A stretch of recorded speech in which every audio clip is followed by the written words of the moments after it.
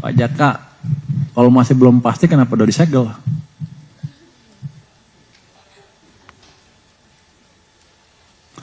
Pak, lanjutin. Mau tanya yang Tiffany & Co Pak, sekarang mumpung ada Pak Jaka juga, kelanjutannya gimana ya Pak? Terakhir kan Tiffany & Co tuh dicek ya kalau nggak salah. Terus sekarang kelanjutannya gimana? Silakan Pak Jaka. Terima kasih Pak Menteri terkait dengan perkembangan Tiffany & Co. Saat ini sedang dilakukan penelitian ataupun audit bersama ya, dilakukan oleh Direktur Audit dan sampai dengan saat ini kita belum menerima hasilnya. Demikian Pak. Jadi kita masih bingung Mbak. Kok nggak jelas? Ya udah nggak apa. Nanti saya masih dilakukan pemeriksaan secara mendalam apakah Tiffany melakukan pelanggaran karena pasti akan diteliti dokumen impornya. Ya. Demikian. Oke, makasih. Pak Jaka kenapa lama kisahnya? Nanti saya cek untuk kepastiannya. Pak Jaka, kalau masih belum pasti kenapa udah disegel?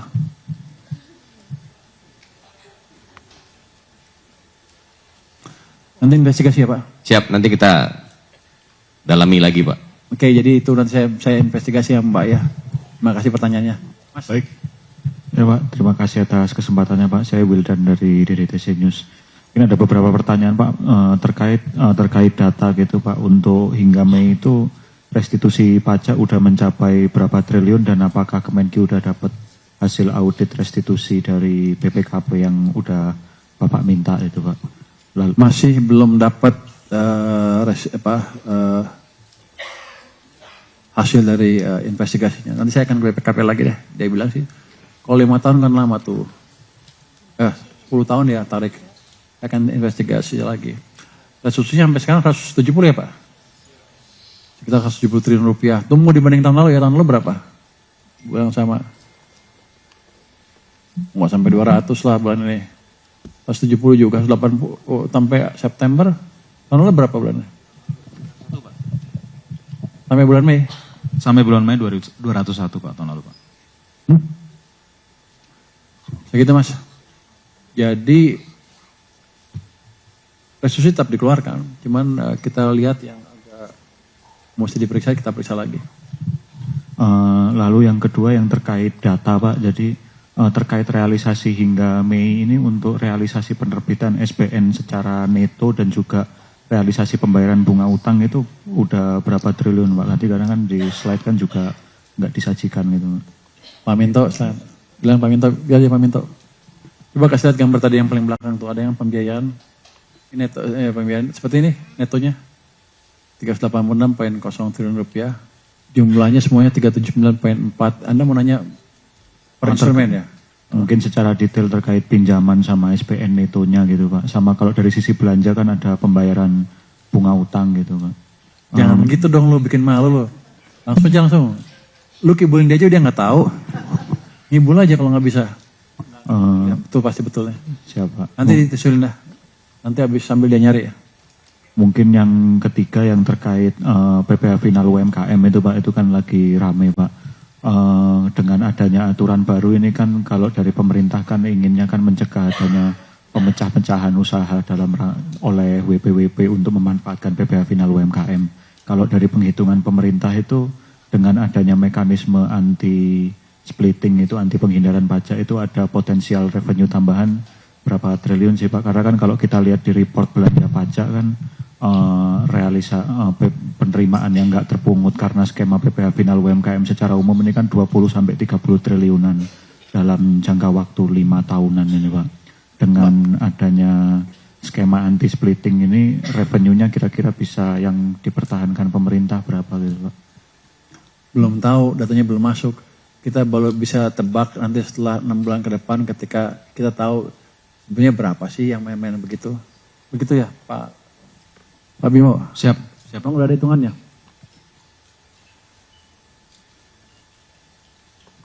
Belum tahu. Ini kan kita masih belum di situ, masih gelap kan. Jadi kita mau tarik keluar. Nanti setelah itu kita tahu berapa. Nanti kita ekstrapolasi ke depan seperti apa.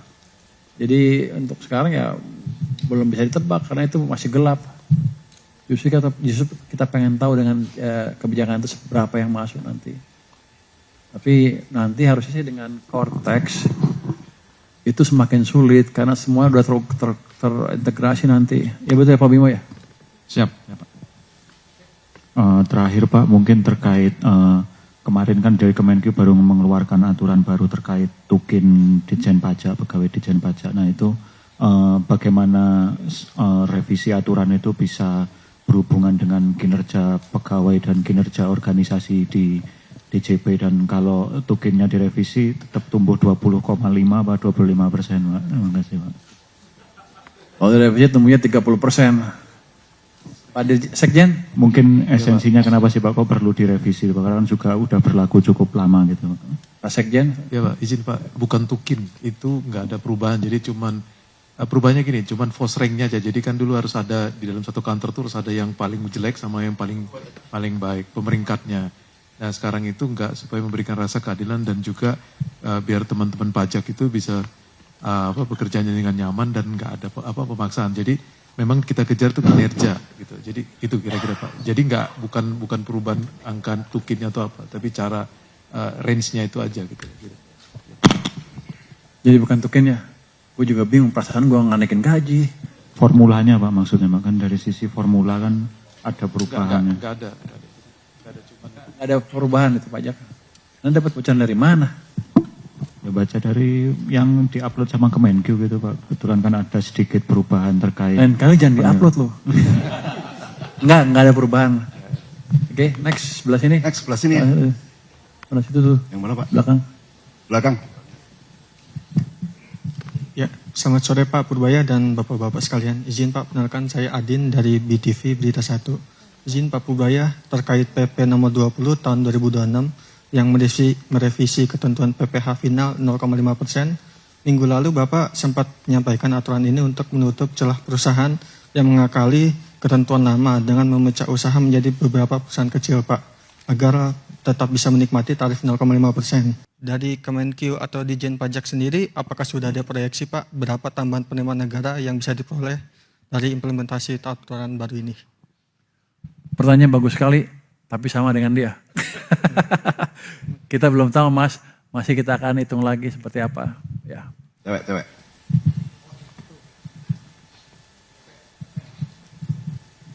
Selamat sore Pak Purbaya dan Bapak-Bapak sekalian. Perkenalkan saya Renata dari Kompas TV.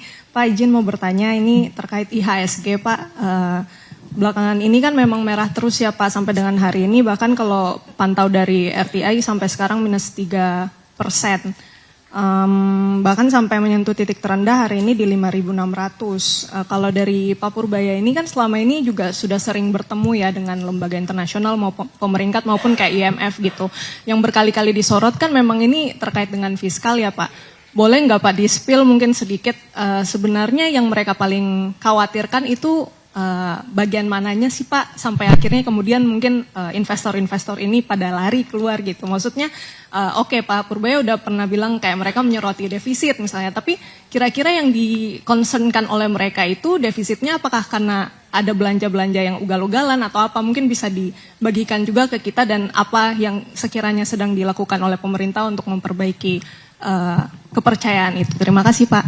Jadi saya juga agak bingung sebenarnya apa yang terjadi. Saya pernah lihat. Jadi kelihatannya kesan bahwa fiskal kurang baik pelaksanaannya, apalagi kalau kita lihat data bulan Maret, seolah-olah defisitnya besar, 0,9 mereka kali 4, 3,6 artinya udah lepas dari 3% limit kan. Itu yang digambar-gemborkan. Jadi utamanya itu terus ditarik ke BGN dan lain-lain dan cari kelemahannya terus kan. Sehingga kira-kira mereka bilang fiskalnya jadi berantakan. Itu yang feed in ke pelemahan nilai tukar dan bursa saham. Dari situ mereka bilang bukan lembaganya ya. Jadi orang-orang bilang berarti ekonominya morat-marit nih, investor akan keluar. Karena apa? Karena lembaga pemerintah akan mendowngrade kita karena pelaksanaan misalnya nggak berantakan. Tapi waktu saya tanya kemarin ke lembaga pemerintah S&P, Oh udah bagus, udah ini fiskalnya ini. Cuman gini Pak katanya, ada uncertainty di market, itu rupiah melemah sehingga mungkin fiskalnya terganggu. Jadi bolak-bolak ini dari sini nggak bukan sana, tapi lembaga pemerintahnya bilang rupiah yang mengganggu stabilitas, termasuk nanti kesinambungan fiskal.